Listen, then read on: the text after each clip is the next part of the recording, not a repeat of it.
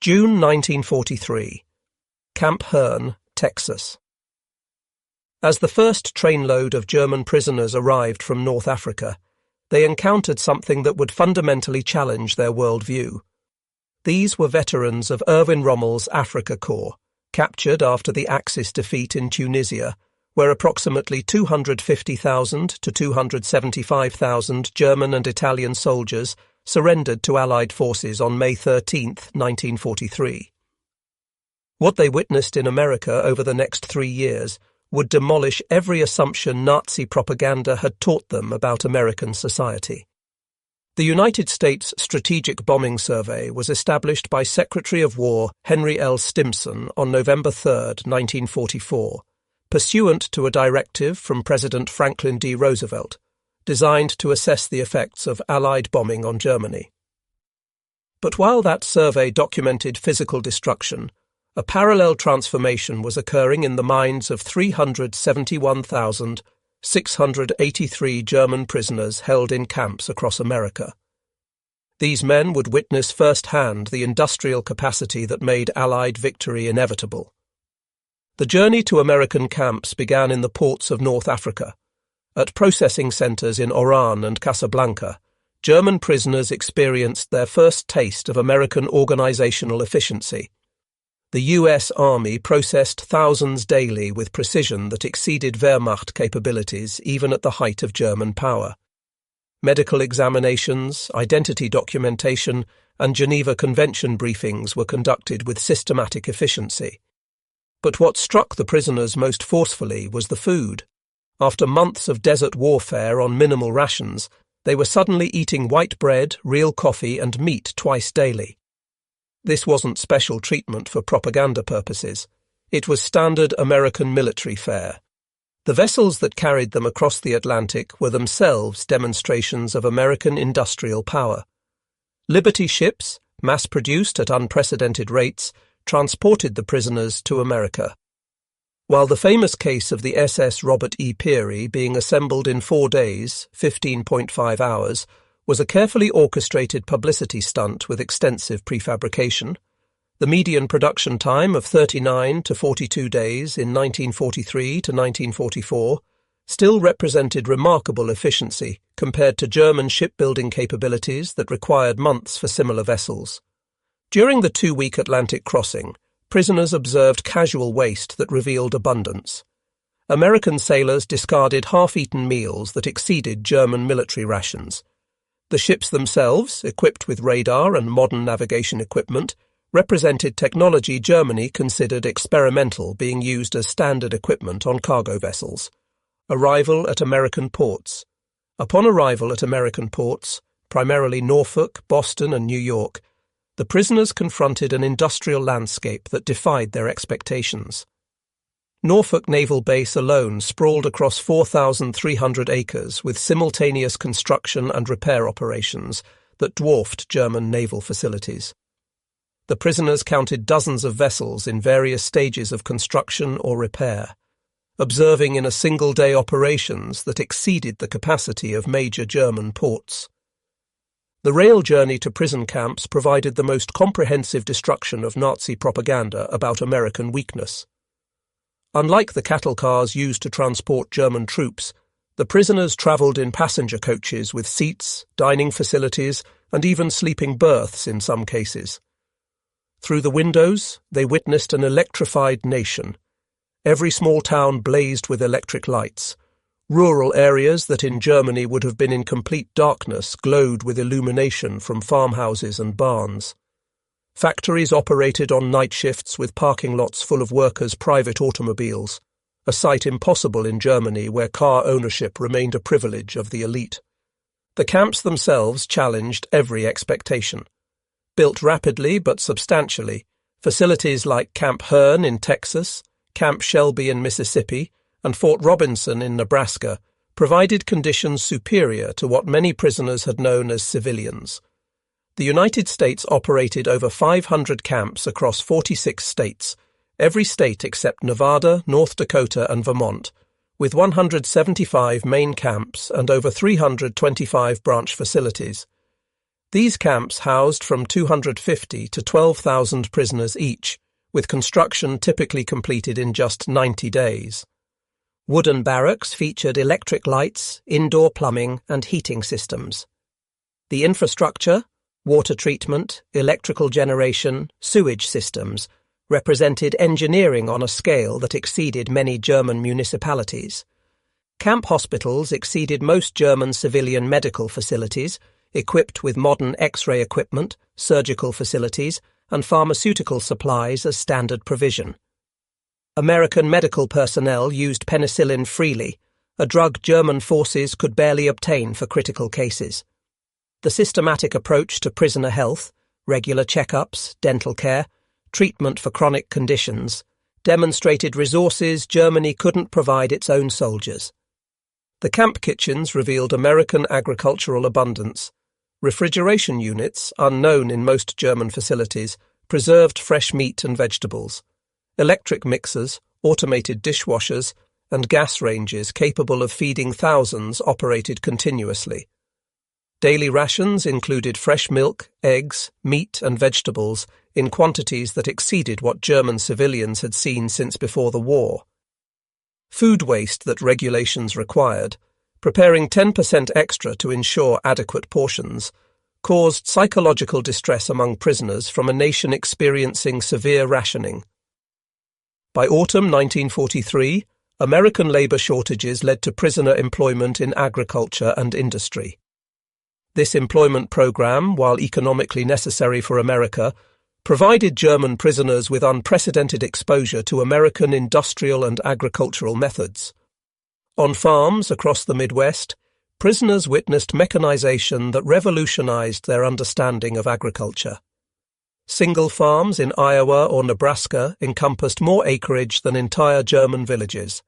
Tractors, combines, and other machinery allowed individual farmers to cultivate hundreds of acres.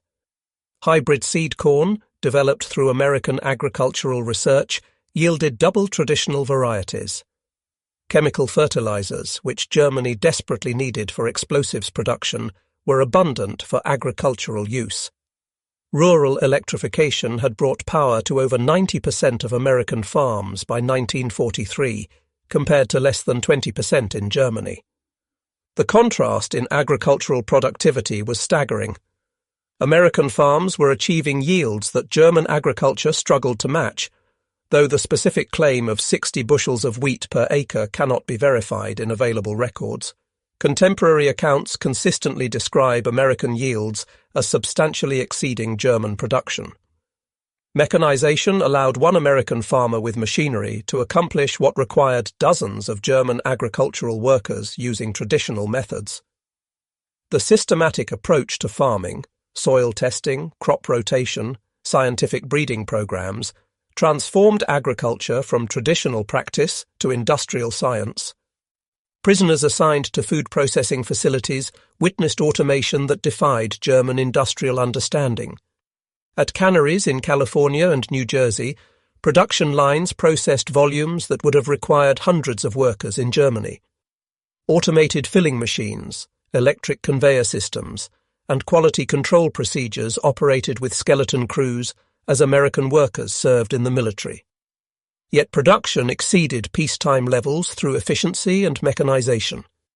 Near industrial centers, though prohibited from direct war production work, prisoners observed the periphery of American manufacturing might. The Detroit area alone contained more automotive production capacity than existed in all of Germany. Plants that had produced cars now manufactured tanks, aircraft engines, and military vehicles at rates German industry never approached. The Willow Run plant, visible to prisoners working nearby, achieved peak production of B-24 bombers at a rate of 1 every 63 minutes in April 1944. Though this exceptional rate was not sustained throughout the war, it demonstrated capabilities German aircraft manufacturers couldn't achieve even for simple fighter planes. The omnipresence of electricity particularly struck the prisoners. American factories, farms, and homes consumed electricity at rates that seemed impossible. A single aluminum plant in Tennessee used more electricity than entire German cities. The Tennessee Valley Authority and similar projects had harnessed rivers for power generation on a scale Germany never attempted. Hoover Dam alone generated more electricity than multiple German power plants combined. This electrical abundance enabled continuous industrial production, 3-shift factory operations, and a civilian lifestyle that consumed resources Germany reserved for military purposes. The treatment of Italian prisoners after Italy's September 1943 surrender provided another psychological shock. Italian POWs who cooperated with American authorities received enhanced privileges, better quarters, paid work, even social interaction with American civilians. German prisoners watched their former allies integrating into American society while they remained confined, yet even their confinement conditions exceeded what Germany provided its own forces.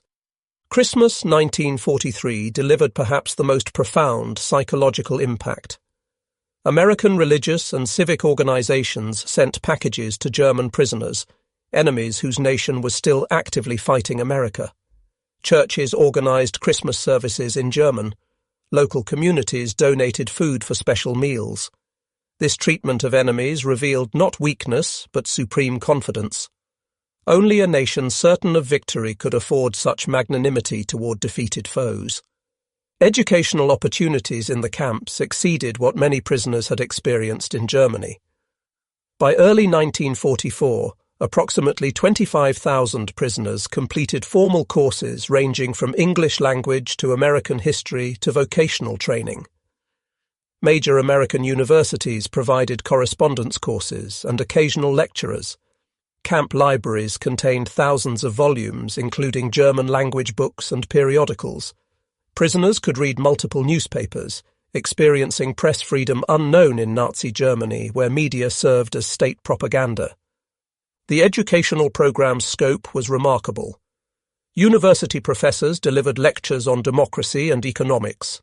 This intellectual engagement complemented the visceral experience of witnessing American prosperity. Prisoners didn't just see American success, they studied the systems that produced it. Camp newspapers published by prisoners reflected this transformation. By 1945, prisoners published 135 different newspapers. Publications that began with defiant nationalism gradually shifted toward discussions of post-war reconstruction and democratic governance. American authorities permitted remarkable editorial freedom, allowing prisoners to explore political and economic concepts forbidden in Nazi Germany. This intellectual freedom, combined with material abundance, proved more persuasive than any propaganda program. One of the most significant publications was Der Ruf, The Call, published at Fort Kearny, Rhode Island, and distributed to camps nationwide. This newspaper, carefully edited by anti-Nazi prisoners selected through the re-education program, gradually introduced democratic concepts and critical thinking about Germany's future.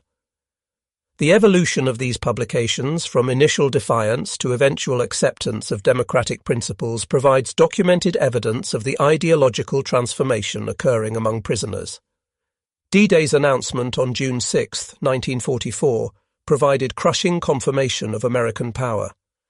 The invasion force, thousands of ships, aircraft, and hundreds of thousands of troops, represented organizational capability beyond German comprehension. Newsreels shown to prisoners days after the invasion revealed the vast armada, artificial harbours, and supply systems that sustained the operation. Prisoners realized their homeland faced not just military defeat, but complete industrial overwhelming. Spring 1945 brought the war's end in Europe. As American forces liberated Nazi concentration camps, the footage was shown to German prisoners. Many initially refused to believe the images, claiming Allied propaganda. But testimony from American soldiers, international observers, and eventually letters from Germany confirmed the horrific reality. This moral revelation completed the psychological transformation.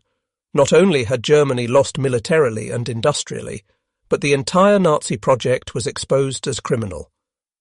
The statistics of German POW experience in America reveal the program's scale and success.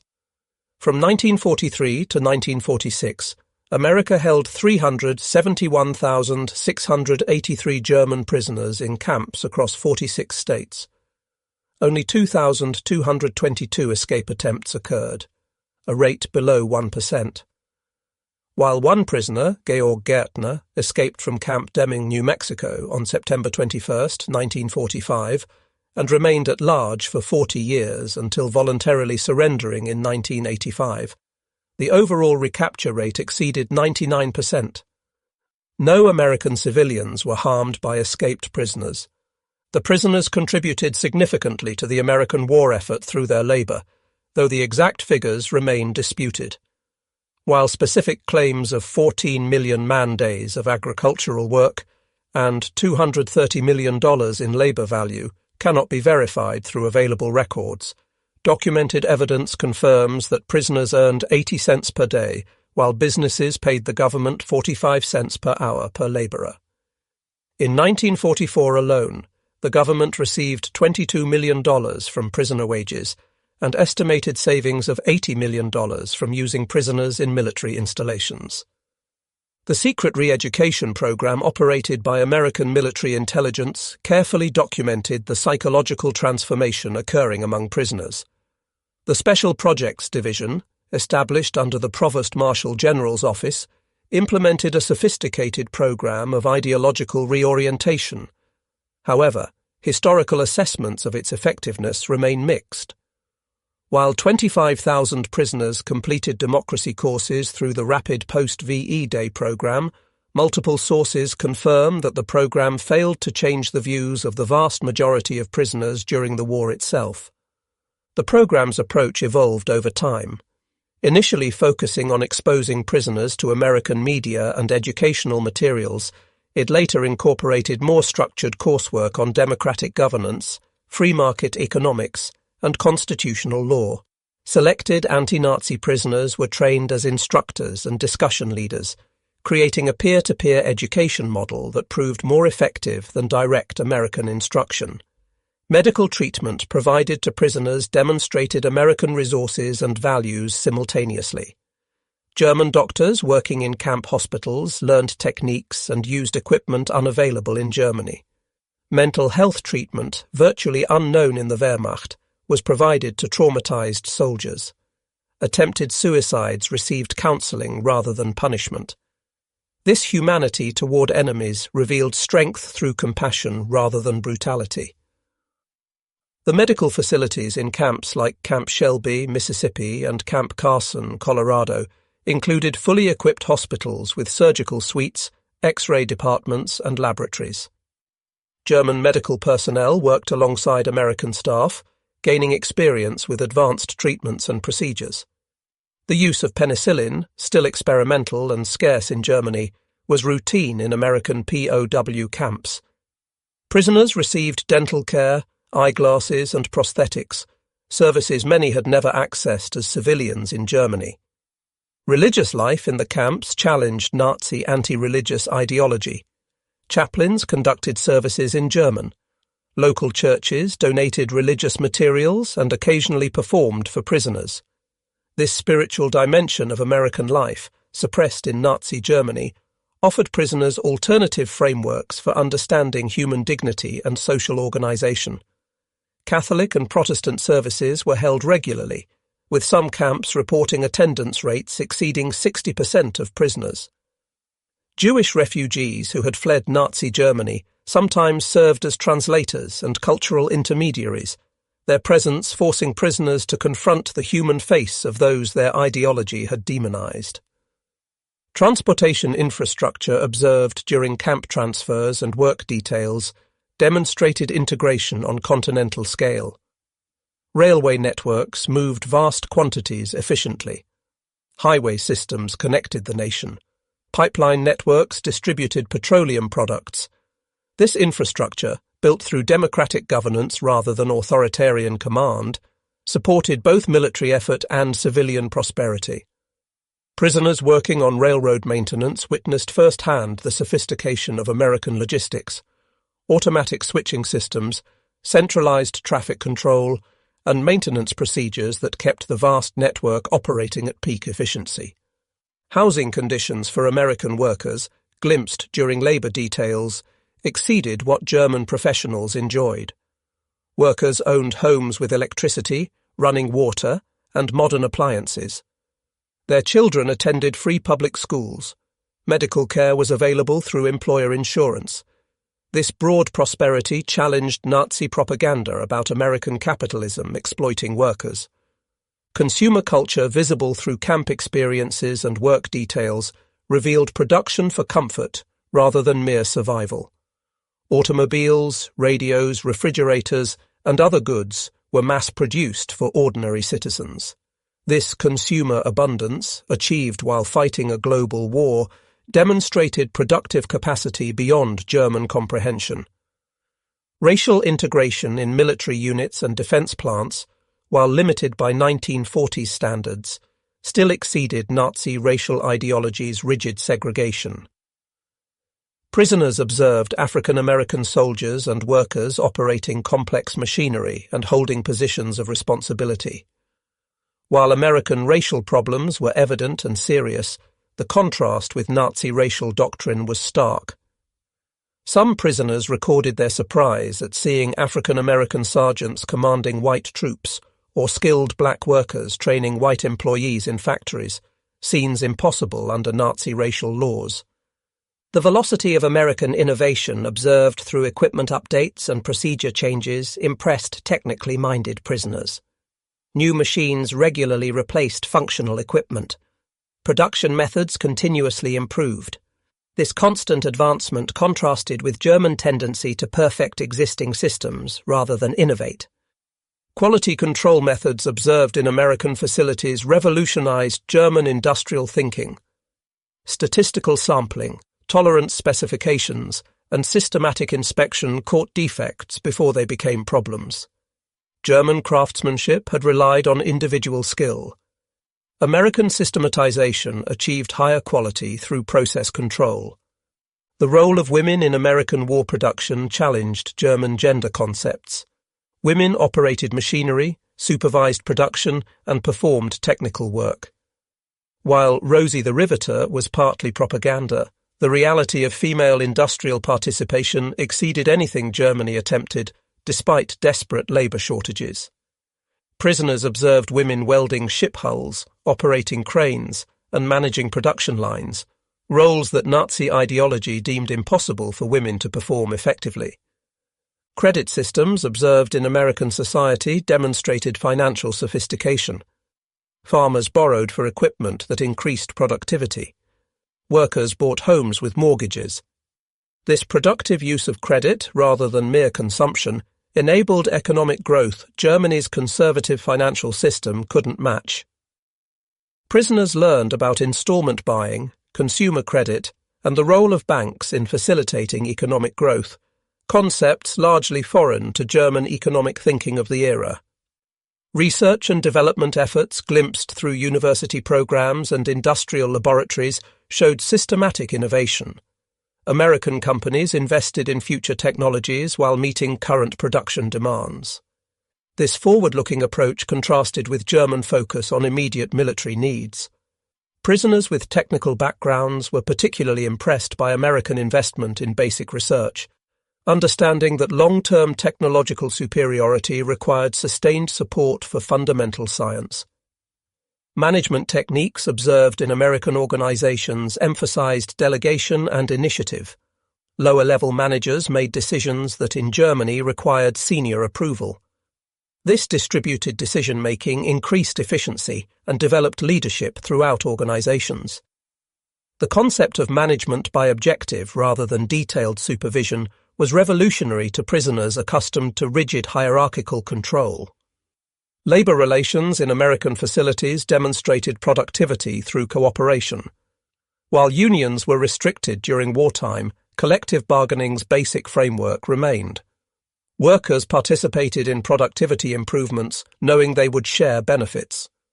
This stakeholder approach exceeded German authoritarian management's effectiveness. Prisoners observed suggestion boxes, productivity bonuses, and worker committees. mechanisms for employee participation unthinkable in Nazi Germany's command economy. Safety practices in American facilities prioritized worker protection. Guards on machinery, ventilation systems, and protective equipment were standard. This investment in worker safety, even for prisoner labor, demonstrated valuing human capital beyond mere exploitation. The contrast with German industrial practices, where worker safety was often sacrificed for production quotas, was stark. Standardization across American industry enabled mass production's efficiency. Screws, bolts, electrical components, and other parts were interchangeable between manufacturers. German industry's lack of standardization hindered production integration and maintenance efficiency. Supply chain management observed in American operations demonstrated logistical sophistication. Raw materials flowed continuously to production facilities. Finished goods moved efficiently to users. This orchestrated movement of materials, managed through democratic cooperation rather than authoritarian command, sustained unprecedented production levels. Professional development opportunities available to American workers through night schools and correspondence courses demonstrated commitment to human capital development. Workers improved skills while employed, advancing careers through education. This meritocratic advancement challenged German class-based limitations. Environmental abundance surrounding camps demonstrated natural resources America could exploit. Forests, minerals, agricultural land, and water resources existed in quantities Germany could never access. This resource base, combined with industrial capability, made American victory inevitable. Prisoners from resource-poor Germany were astounded by the casual exploitation of seemingly limitless natural wealth. Communication systems, including telephone networks and radio broadcasting, demonstrated information infrastructure. Americans communicated across vast distances routinely. This connectivity enabled coordination Germany's more limited systems couldn't achieve. Prisoners were amazed that ordinary Americans could make long-distance telephone calls, that radio brought instant news from around the world, and that mail service delivered letters across the continent in days. Public health measures observed in camps and communities showed systematic approach to population wellness. Vaccination programs, sanitation systems, and health education protected public health. Germany's ideologically driven health policies had subordinated wellness to racial doctrine. The American approach, focusing on practical disease prevention and health promotion regardless of ideology, achieved superior outcomes. Entertainment industries visible through films and radio demonstrated cultural production continuing during wartime. Hollywood produced morale-boosting entertainment, while factories produced weapons. This dual capacity for creation and destruction exceeded German capabilities. Prisoners watched American films that showed self-criticism and social problems. The Grapes of Wrath was particularly impactful, amazed that a nation at war would permit such frank discussion of its own failings. Voluntary organizations observed through prisoner interactions with religious and civic groups demonstrated civil society's strength. Americans organized themselves for mutual benefit without state compulsion. This associational life, destroyed in Nazi Germany, sustained democratic culture. The YMCA, Red Cross, church groups and civic clubs all contributed to prisoner welfare, demonstrating a vibrant civil society operating independently of government control. The production statistics that prisoners gradually learned painted a picture of overwhelming industrial superiority. The United States produced approximately 300,000 aircraft during the war, 86,000 tanks, 2.6 million trucks, and vast quantities of every military necessity while maintaining civilian consumption above pre-war levels. America launched more naval vessels in 1943 alone than Japan produced during the entire war. Shipyards turned out tonnage so fast that by autumn 1943, all Allied shipping sunk since 1939 had been replaced. These weren't propaganda figures. Prisoners could verify them through their own observations. Those who worked near ports counted ships. Those near aircraft plants watched bombers roll off assembly lines. Those in agricultural areas witnessed harvests that could feed nations. The evidence was inescapable and overwhelming. The individual transformations among prisoners were remarkable. Officers who had sworn personal oaths to Hitler began planning democratic reconstruction. Committed Nazis fell silent when confronted with evidence of American industrial capacity. Production statistics they initially dismissed as propaganda proved conservative when prisoners witnessed actual American output. Several notable examples illustrate these transformations, though claims about specific individuals must be carefully verified. Walter Hallstein, captured in June 1944 during the Battle of Cherbourg and held at Camp Como, Mississippi, organized a camp university where he taught law to fellow prisoners. He participated in the U.S. re-education program, attending administrative school at Fort Getty, Rhode Island. After the war, Hallstein became the first president of the Commission of the European Economic Community from 1958 to 1967, helping to lay the foundations for what would become the European Union. However, the claim about Hans Kroll being a POW in America is incorrect. Kroll served as a diplomat in Turkey and Spain during the war and was never imprisoned in America. He did become West German ambassador to the Soviet Union, not the United States, from 1958 to 1962, but his wartime experience was entirely different from that of the POWs. The Special Projects Division's re-education program remains one of the most complex and controversial aspects of the POW experience. Established in late 1943, under the leadership of Lieutenant Colonel Edward Davison, the program initially operated in complete secrecy. Its goal was ambitious: to transform Nazi soldiers into democratic citizens who could help rebuild Germany after the war. The program divided prisoners into three categories: anti-Nazis, about 10%, non-political prisoners, 75 to 80%, and committed Nazis, 10 to 15%. The strategy focused on the middle group, using anti-Nazi prisoners as instructors and isolating hardcore Nazis to prevent their influence. The program employed sophisticated psychological techniques, including exposure to American media and literature that demonstrated democratic values, structured courses on American history and government, discussion groups led by anti-Nazi prisoners, vocational training that emphasized civilian skills over military ones, gradual introduction of information about Nazi atrocities. The effectiveness of these efforts remains debated among historians. While 25,000 prisoners completed formal democracy courses, contemporary assessments suggest limited immediate impact. A 1946 report by the Provost Marshal General's Office acknowledged that the program failed to achieve a fundamental change in the thinking of the vast majority of prisoners. However, longer-term impacts may have been more significant, as many former prisoners later occupied positions in West German reconstruction, where they implemented American-inspired methods. While the Marshall Plan was not announced until 1947, the groundwork for German-American cooperation was laid through the POW experience. Former prisoners who had witnessed American methods became advocates for adopting these techniques during Reconstruction. They understood that prosperity came through production rather than conquest, that democracy could generate wealth more effectively than authoritarianism, and that treating workers as stakeholders produced better results than coercion. The technical assistance program that accompanied the Marshall Plan built upon relationships and understanding developed during the POW years. Former prisoners who had experienced American industrial methods firsthand became interpreters and facilitators for American advisors working in Germany. They translated not just language, but cultural concepts, helping to bridge the gap between American expertise and German implementation. The agricultural transformation that former POWs advocated was particularly significant.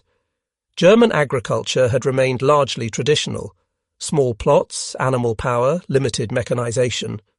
POWs who had worked on American farms returned advocating for land consolidation, mechanization, and scientific farming methods. They had witnessed how American farmers with machinery could cultivate hundreds of acres, how scientific breeding and fertilization doubled yields, and how rural electrification transformed farm productivity. These advocates faced significant resistance from traditional German farming communities. However, the food shortages of the immediate post-war period created openings for agricultural reform. Former POWs, who could explain American methods from personal experience, became valuable advisors in agricultural reconstruction programs. The transformation of German agriculture in the 1950s, from traditional to modern mechanized farming, owed much to knowledge gained in American captivity. The industrial methods that POWs observed found application in German reconstruction. Quality control procedures, production line organization, and worker safety practices observed in American factories were implemented in rebuilt German industries. The concept of continuous improvement, witnessed in American plants that constantly upgraded equipment and procedures, replaced the German tradition of perfecting existing systems. Former POWs who had observed American management techniques introduced concepts like management by objective, distributed decision-making, and worker participation in productivity improvements. These ideas, revolutionary in German industrial culture, gradually took hold during the Reconstruction period. The German economic miracle of the 1950s incorporated many American methods first observed by POWs. The psychological transformation went beyond mere observation of material abundance. Prisoners experienced a fundamental shift in worldview. They had been taught that democracy meant chaos, that racial mixing meant weakness, that capitalism meant exploitation. Instead, they witnessed order arising from freedom, strength from diversity, and prosperity from market economics. This cognitive dissonance created what psychologists would later term ideological collapse syndrome. The symptoms included withdrawal from political discussions, rejection of previously held beliefs, and eagerness to learn about alternative systems. Camp psychologists documented these changes, noting that even prisoners who maintained German patriotism abandoned Nazi ideology when confronted with contradictory evidence. The transformation was not universal or immediate. Many prisoners remained skeptical, attributing American prosperity to unique geographic advantages or temporary wartime conditions. Some maintained that German methods, properly applied, remained superior. However, even skeptics could not deny the evidence of their own eyes. America's productive capacity far exceeded anything Nazi Germany had achieved or could achieve. Beyond the formal re-education programs, informal cultural exchange played a crucial role in transformation. Prisoners who worked on farms often ate meals with American families. Those employed in factories worked alongside American civilians. These human connections challenged Nazi propaganda more effectively than any formal program. Many prisoners maintained correspondence with American families for decades after the war. These relationships, beginning with simple kindness shown to enemy prisoners, evolved into lasting friendships that helped bridge the divide between former enemies. The reunions of former POWs and their American hosts in subsequent decades testified to the profound human connections formed during captivity. The religious dimension of the POW experience deserves special attention. Nazi ideology had subordinated traditional Christian ethics to racial doctrine and state power. In American camps, prisoners encountered Christianity practiced without state control or ideological distortion. Local churches that ministered to prisoners demonstrated faith expressed through voluntary association and charitable action, rather than state compulsion. This religious revival among prisoners was significant. Chapel attendance in camps often exceeded that in German military units or civilian communities. Prisoners found in traditional Christian ethics an alternative to Nazi ideology, a framework for understanding their experience and planning for the future. The post-war Christian democratic movement in Germany drew support from many former POWs who had rediscovered religious faith in American camps. The educational programs in camps went beyond vocational training or political re-education. For many prisoners, especially those from working-class backgrounds with limited formal education, the camps provided unprecedented educational opportunities. They learned English, studied American literature, took correspondence courses from American universities, and engaged in intellectual discussions impossible under Nazi censorship. This intellectual liberation was particularly important for younger prisoners whose education had been shaped entirely by Nazi ideology. Exposure to alternative ideas, critical thinking, and open debate fundamentally changed their approach to knowledge and authority. Many former POWs pursued higher education after repatriation, using skills and interests developed in American camps. The prisoners' exposure to American capitalism challenged Nazi economic doctrine. They had been taught that capitalism meant exploitation, that workers suffered under corporate oppression, that economic democracy was impossible. Instead, they witnessed workers owning cars and homes, unions negotiating with management, and broad prosperity achieved through market economics. This economic education was particularly important for Germany's post-war development. Former POWs understood market mechanisms, consumer credit, and industrial relations from personal observation. They had seen how productive investment differed from mere accumulation, how credit could enable growth rather than just consumption, and how worker prosperity enhanced rather than threatened economic development. The POW experience created a generation of Germans with first-hand knowledge of American society. Unlike the negative stereotypes promoted by Nazi propaganda or the superficial impressions of tourists, these men had lived and worked in America for years. They understood American strengths and weaknesses, capabilities and limitations, from direct experience. This knowledge proved invaluable during the Cold War. Former POWs who understood American power and intentions could counter Soviet propaganda about American imperialism. They knew from experience that American strength came not from conquest, but from production, not from oppression, but from freedom. Their testimony helped anchor West Germany firmly in the Atlantic Alliance. While some specific statistics about the POW program cannot be verified, the documented figures remain impressive.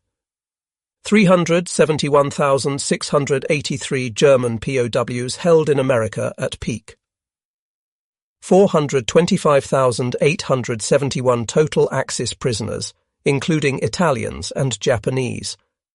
46 states hosted POW camps, all except Nevada, North Dakota, and Vermont. 175 main camps with over 325 branch camps. 2,222 escape attempts, less than 1% of prisoners.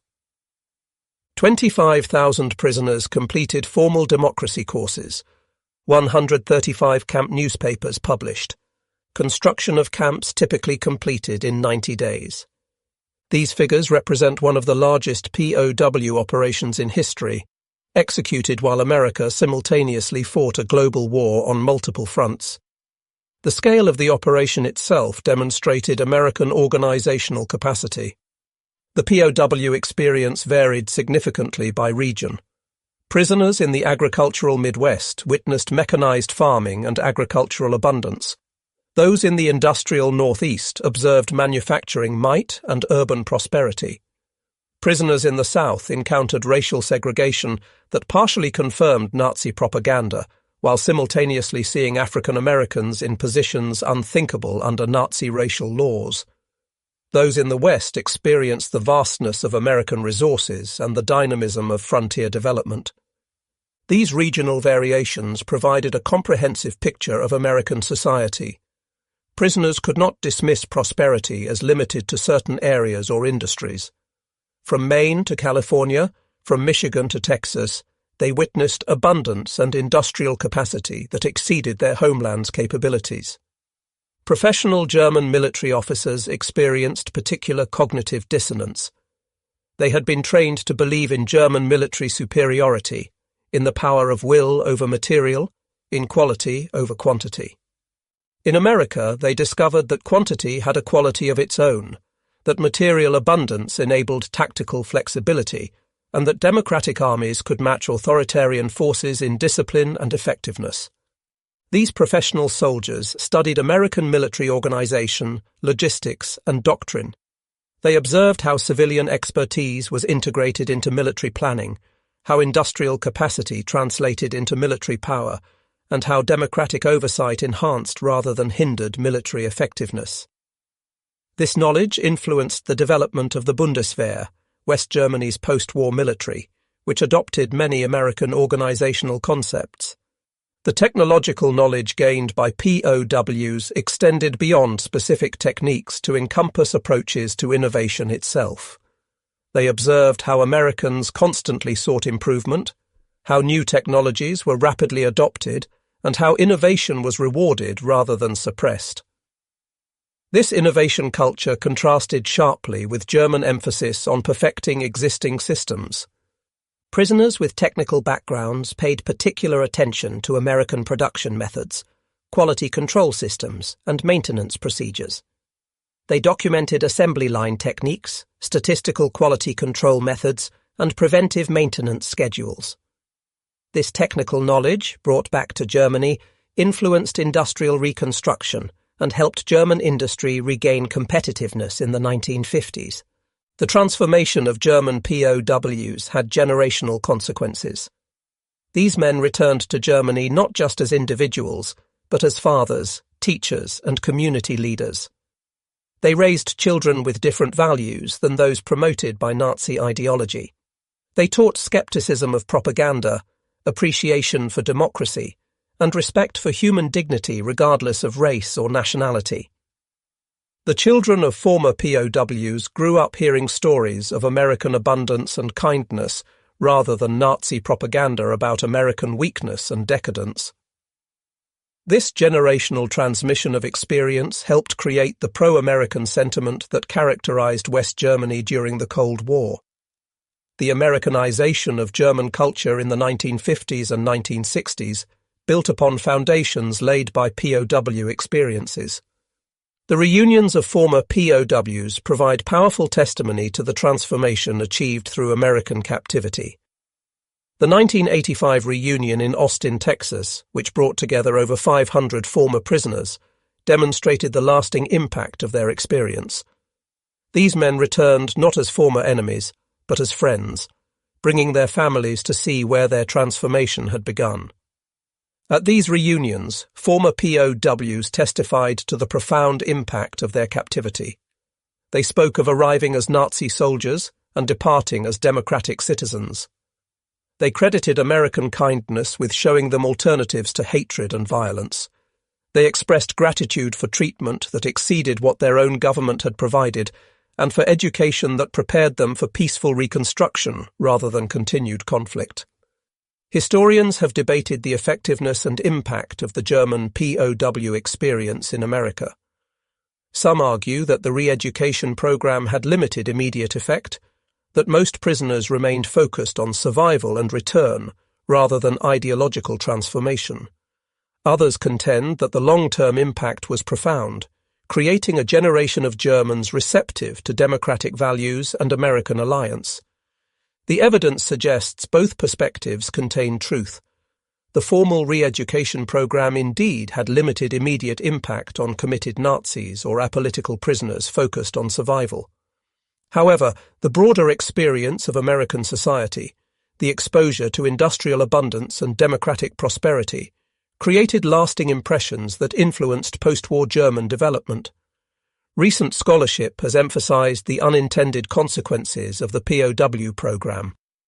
While American authorities focused on formal re-education, the most powerful influences came from informal observations and experiences.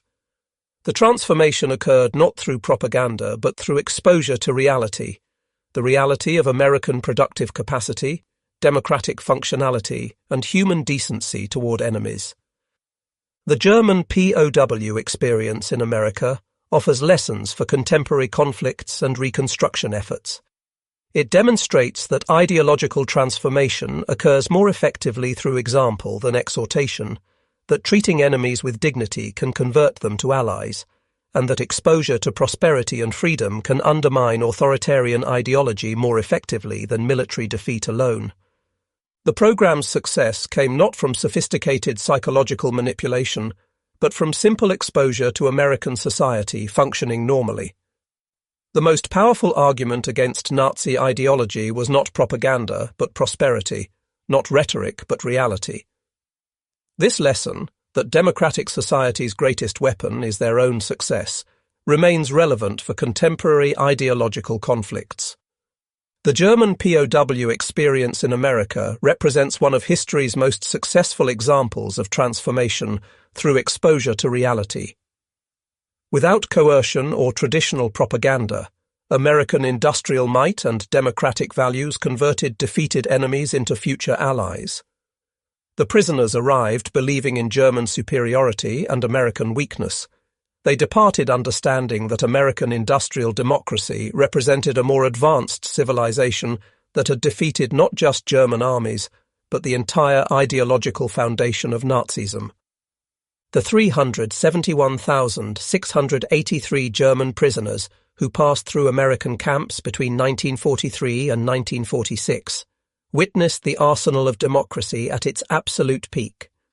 They saw farmers producing food for the world, workers building the tools of victory, and citizens treating enemies with dignity. They learned that America's true weapon was not its bombs or tanks, but its inexhaustible capacity for creation. The transformation was neither universal nor immediate. Some prisoners remained skeptical, others clung to remnants of Nazi ideology, and many focused simply on survival and return. However, the cumulative impact was undeniable. A generation of Germans returned home with first-hand knowledge of American power and prosperity, of democratic functionality and market economics, of religious freedom and human dignity. These men became unwitting ambassadors of democracy, carrying back to their homeland seeds of transformation that would bloom into one of history's most successful reconstructions. They implemented American agricultural methods, industrial techniques, and management practices. They advocated for democracy, market economics, and Atlantic alliance. They raised children with values shaped by American experience rather than Nazi ideology. The economic miracle that transformed West Germany in the 1950s drew heavily on knowledge gained in American prison camps. Former POWs who had witnessed American methods became architects of German reconstruction. They knew that prosperity came from production rather than conquest, that democracy could generate wealth more effectively than authoritarianism, and that treating workers as stakeholders produced better results than coercion. The Atlantic alliance that anchored Western security during the Cold War built upon understanding developed in American prison camps. Former prisoners of war who had experienced American power and generosity became advocates for German-American partnership. They could testify from personal experience that American strength served defensive rather than aggressive purposes, that American prosperity benefited allies rather than exploiting them. The story of German POWs in America ultimately demonstrates the power of truth over propaganda, of reality over ideology, of example over exhortation. These men were converted not by clever arguments, but by overwhelming evidence. Every electric light, every automobile, every full meal argued against Nazi ideology more effectively than any propaganda could achieve. The German prisoners had expected to find a weak, divided nation on the verge of collapse. Instead, they discovered an industrial colossus of unlimited power and surprising humanity. They witnessed agricultural abundance that could feed nations, industrial capacity that could arm the world, and democratic prosperity that exceeded aristocratic privilege. They experienced kindness from enemies that their own government had never shown them. In their transformation lay the seeds of Europe's post-war redemption and the final defeat of the Nazi dream. They returned to Germany not as defeated enemies, but as witnesses to what free societies could achieve. Their children would grow up in a democratic Germany allied with the United States, a partnership built on transformation that began when veterans of Rommel's Afrika Korps stepped off a train in Texas in June 1943 and discovered that everything they had believed was wrong. The legacy of the German POW experience in America extends beyond individual transformation or bilateral relations. It demonstrates that the most powerful weapon in democracy's arsenal is not military might, but the simple, overwhelming evidence of a free society's capacity to create abundance while maintaining human dignity. The German soldiers who witnessed American industrial might were not just stunned by it, they were fundamentally changed by it. Their story stands as testament to a profound truth, that sometimes the greatest victories are won not through destruction, but through demonstration, not through conquest, but through conversion, not through hatred, but through humanity. The German POWs were stunned by American industrial might, but ultimately they were transformed by it. And in that transformation lay the foundation for a better world, one built on the recognition that free peoples working together could achieve more than authoritarian powers could ever imagine. The German POW experience in America was not just a footnote to World War II, but a crucial chapter in the transformation of the 20th century. It proved that enemies could become allies, that warriors could become builders, and that witnesses to democracy's success could become its most effective advocates. In the end, that transformation, achieved not through force but through example, may have been America's greatest victory of all.